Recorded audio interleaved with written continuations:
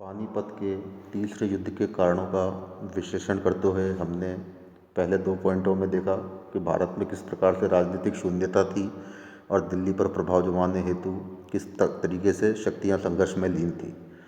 अब हम अब्दाली का भारत की राजनीति में हस्तक्षेप को भी पानीपत के तीसरे युद्ध का एक कारण जानते हुए अध्ययन करेंगे।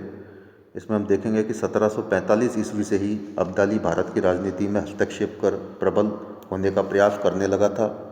1752 ईस्वी में उसने मोइनुल मुल्क को पंजाब का सूबेदार नियुक्त किया।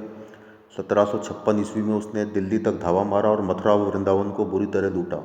लौटते समय वह नजीब खां को मीर बख्शी व अपने पुत्र तैमूर शाह को पंजाब का सूबेदार नियुक्त कर गया।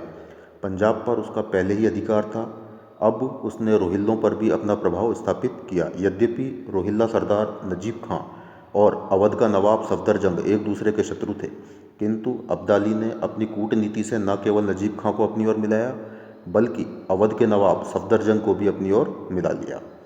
मराठे अब्दाली की इस प्रगति को रोकना चाहते थे, अतः दोनों में युद्ध अवश्यंभावी था। मराठा इतिहासकार T.S. शोजवलकर का मत है कि पानीपत के इस युद्ध का प्रमुख कारण यह था कि मराठे इस विदेशी को भारत से बाहर कर देना चाहते थे।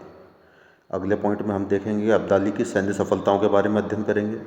तो हम देखते हैं कि 1752 ईस्वी से 1757 ईस्वी के बीच अब्दाली को लगातार सैन्य सफलताएं मिलती गईं।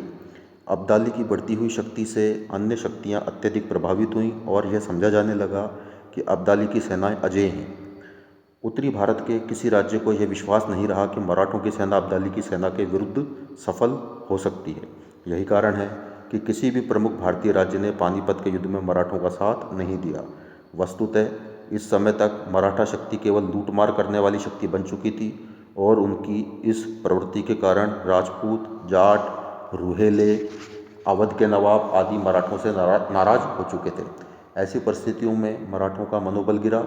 इसके विपरीत अब्दाली की सैन्य सफलताओं के कारण अफगान सेना का मनोबल सदा हमेशा ऊंचा बना रहा।